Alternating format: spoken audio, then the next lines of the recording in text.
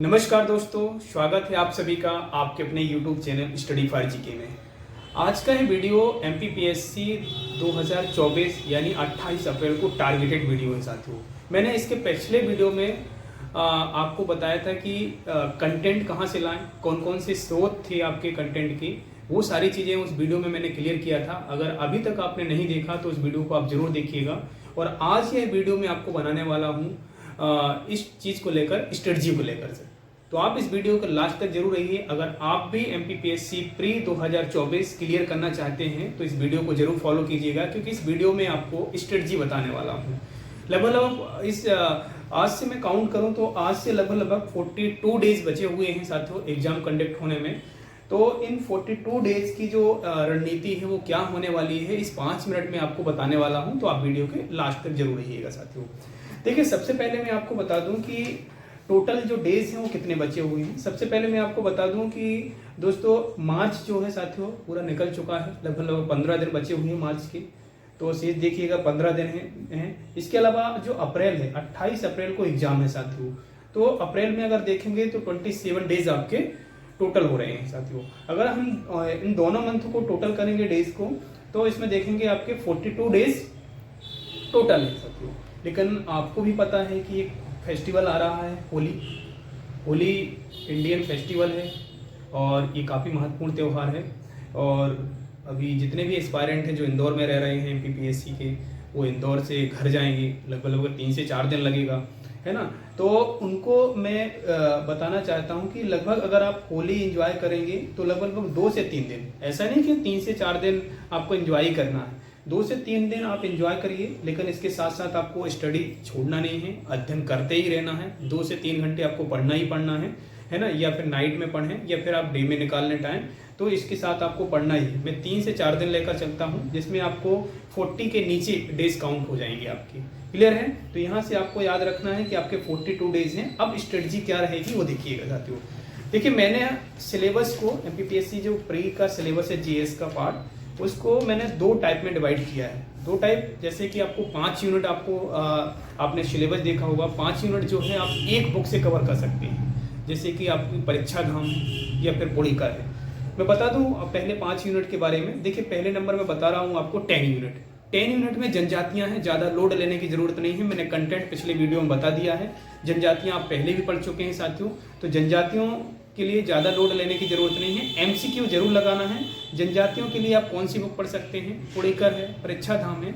इन दोनों बुक या इसके अलावा और भी मार्केट में जो बुक हैं, ये पहले से जो बुक आप पढ़ते आ रहे हैं उसी बुक को पढ़ें। अब कोई नया कंटेंट आपको पढ़ना नहीं है, क्योंकि बहुत सटीक टाइम बचा हुआ है। जो पहले से बुक आप पढ़ते आ रहे हैं उसी को पढ़ना है। तो इसके लिए आपको 10 यूनिट के लिए MP पढ़ना है, MP की कोई भी बुक। इसके अलावा आप देखिए यूनिट नंबर 2 की बात करते हैं। तो यूनिट 2 में क्या है आपका, MP हिस्ट्री है आपका। तो MP हिस्ट्री भी आपको MP की बुक से ही पढ़ना है। अब पुड़ेकर सिलेक्ट किया है तो पुड़ेकर सिलेक्ट करिए, परीक्षा धाम किया तो परीक्षा धाम, महावीर तो महावीर।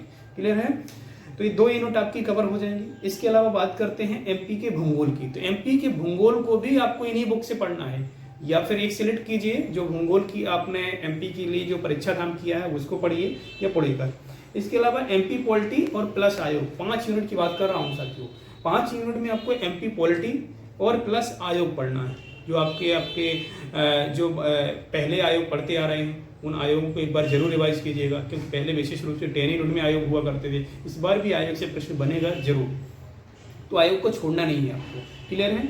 इसके अलावा देखिएगा 4 यूनिट की बात कर चुका हूँ भूगोल की, और 2 यूनिट की बात कर चुका हूँ। अब बात करते हैं 5 यूनिट की। तो 5 यूनिट में क्या है, पॉलिटी और आयोग है आपका, तो ये देखना है आपको। इसके अलावा बात करना है 6 यूनिट की। तो 6 यूनिट की देखिए साथियों, MP और प्लस इंडियन इकोनॉमी। यहाँ पर 6 यूनिट में है इकोनॉमी, तो आपको MP की इकोनॉमी और इंडियन इकोनॉमी आपको पढ़ना है। क्लियर है। तो ये 5 यूनिट आपको कहाँ से कवर मिल जाएंगी, एक बुक से। एक बुक आपको देखना है बस। ऑलरेडी आप याद रखिएगा, जो बुक पहले से आप पढ़ते आ रहे हैं उसी बुक को अध्ययन करना है। और याद रखिएगा, आप लगभग अभी से मैं बोल रहा हूँ कि एक बुक को कम से कम 5 से 6 बार रिवाइज हो जानी चाहिए 28 अप्रैल के अंदर, है ना। तो 5 से 6 बार आपको एक बुक को रिवीजन करना है। आप घंटे ले सकते हैं कि लगभग आप स्पीड क्या है आपकी पढ़ने की, तो मैं तो सजेस्ट करूंगा कि लगभग 4 घंटे तो आपको एनी हाउ कंडीशन डेली एक बुक को पढ़ना ही पढ़ना है। क्लियर है। तो ये 5 यूनिट आपकी कवर हो जाएंगी एक बुक से। अब जो बुक आपने सिलेक्ट कर रखा उसी बुक को डेली बेसिस में आपको 4 से 5 घंटे पढ़ना है। क्लियर है। तो 10 यूनिट, 2 यूनिट और इसके अलावा 4 यूनिट, 5 यूनिट और 6 यूनिट, ये आपको एक बुक पढ़ना है। तो डेली कितने घंटे पढ़ना आपको? 4 से 5 घंटे।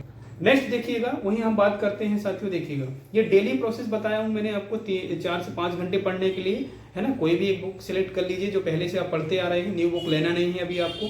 अब देखिएगा 5 यूनिट और बची हुई है। अब 5 यूनिट में क्या है विशेष रूप से, उसके बारे में देख लेते हैं। अब 5 यूनिट है आपके साथियों साइंस और एनवायरमेंट की बात कर रहे हैं।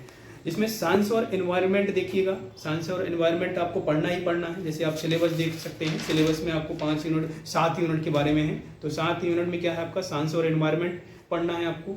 डेली बेसिस में बता रहा हूँ आपको। करंट अफेयर आपको जो आपकी 8 यूनिट में है, करंट अफेयर 8 यूनिट आपको पढ़ना है, जिसमें आपको एमपी करंट अफेयर, इंडियन और आपका इंटरनेशनल जो लेवल का करंट अफेयर है वो आपको पढ़ना है।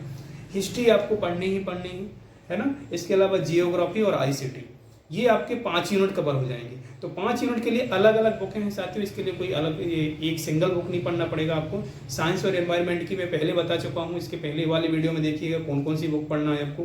करंट अफेयर के लिए भी बुक बता चुका हूँ, हिस्ट्री के लिए भी बुक बता चुका हूँ आपको पहले।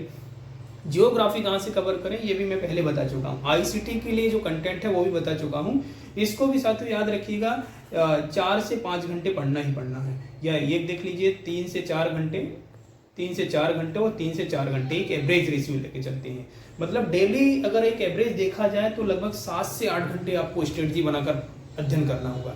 देखिए एग्जाम तो आप सभी जानते हैं कि एग्जाम तो निकाला जा सकता है और निकालने के लिए कई एस्पायरेंट इसमें फॉर्म फिल करते हैं और लोग चाहते हैं कि एमपीपीएससी प्री करके मेंस के एस्पायरेंट बने, उसके साथ डिप्टी कलेक्टर, डीएसपी जैसे सपने को साकार करना चाहते हैं। लेकिन देखिए साथियों सभी लोग पढ़ते हैं और कहीं ना कहीं 2 से 4 नंबर या 1 नंबर से रह जाते हैं, उनकी बेस्ट स्ट्रेटजी नहीं होती है, इसी कारण से वो पीछे हट जाते हैं हर बार। तो अगर आप चाहते हैं कि 2024 का मेंस लिखना चाहते हैं तो इस बेस्ट स्ट्रेटजी को फॉलो कर सकते हैं। और यहाँ पर देखिए कुछ कैसे अब करना क्या है, ये तो मैंने आपको 5-5 यूनिट में डिवाइड करके कर दिया कि 10 यूनिट आपको कैसे कवर करना है, कि 8 घंटे आपको पढ़ना ही पढ़ना है। इसके साथ साथ देखिए इसी में आपको ये बैलेंस देख लीजिए कि साइंस और ये छोटे छोटे थोड़ा सा, जैसे आईसीटी है छोटा टॉपिक है आपका, है ना। इसके अलावा आप देखिएगा करंट अफेयर वगैरह है तो ये भी छोटा ही। इसके बीच में आपको थोड़ा सा कम ड्यूरेशन करके आपको लूसेंट की बुक जो है वो आपको डेली पढ़नी है। 1 घंटे के अंदर अंदर आपको या 30 मिनट जो भी है आपका लूसेंट डेली बेसिस में पढ़ना है आपको। ऑब्जेक्टिव जरूर लगाना है आपको, प्रत्येक यूनिट वाइज आप ऑब्जेक्टिव जरूर लगाइए, चाहे यूट्यूब से लगाइए या फिर ऑफलाइन जो टेस्ट सीरीज या ऑनलाइन जो है जो आप ज्वाइन कर रहे हैं उसके माध्यम से आपको ऑब्जेक्टिव जरूर लगाना है। क्योंकि ऑब्जेक्टिव में आपको क्लियर ये हो जाएगा कि आप जो एग्जाम हॉल में आप ये आंसर चेंज करते हैं कि नहीं ए नहीं बी होगा, सी नहीं डी होगा, इस टाइप की जो भ्रांतियां हैं आपके माइंड में वो दूर हो जाएंगी। क्लियर है। तो आपको ऑब्जेक्टिव जरूर लगाना है। पीवाई की पिछले ईयर के जो आपको जो पेपर हुए हैं वो जरूर आपको देखना है, किस टाइप से प्रश्न पूछे जा रहे हैं वो जरूर देखना है आपको। इसके अलावा रिवीजन जो मैंने बताया कि 4 से 5 घंटे जो आपका 5 यूनिट के लिए बताया मैंने, 10, 2 और 4, 5, 6 इन यूनिट को 5 घंटे देना है। और इन यूनिट को 5 घंटे की जो डिवाइड किया हूँ साइंस, करंट अफेयर, हिस्ट्री और जियोग्राफी, आईसीटी, इनके लिए भी 4 से 5 घंटे आपको देना है। यानी एनी हाउ कंडीशन आपको 7 से 8 घंटे तो पढ़ना ही पढ़ना है। और इसके बीच में आपको ऑब्जेक्टिव, पीवाईक्यू, रिवीजन आपको पर्टिकुलर टाइम टू टाइम करना है। अब वो टाइम आपका डे का हो या दिन का, जो सुटेबल आपके लिए टाइम होता है वो आप चूज कीजिए। अगर आप रात में पढ़ने के लिए कंफर्टेबल है तो रात में आप 8 घंटे पढ़िए, अगर आप दिन में कंफर्टेबल है तो दिन में पढ़िए।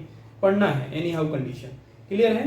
तो मैं आपको एक बुक सजेस्ट कर रहा हूँ, लूसेंट, डेली बेसिस में पढ़ना है। रिवीजन एक भी दिन मिस नहीं होना चाहिए, क्योंकि आपको भी पता है बिल्कुल फिक्स टाइम बचा हुआ है, 28 अप्रैल को डन है एग्जाम, क्लियर होना ही होना है। तो आपको रिवीजन के लिए बिल्कुल पर्टिकुलर 7 से 8 घंटे आपको पढ़ना ही पढ़ना है साथियों। तभी आपका ये सपना, जो अधिकारी बनने का जो सपना है वो साकार हो सकता है। तो आप लोग कमेंट में जरूर बताइएगा और नेक्स्ट वीडियो लेकर आता हूँ मैं आपके लिए बेहतर कंटेंट के साथ।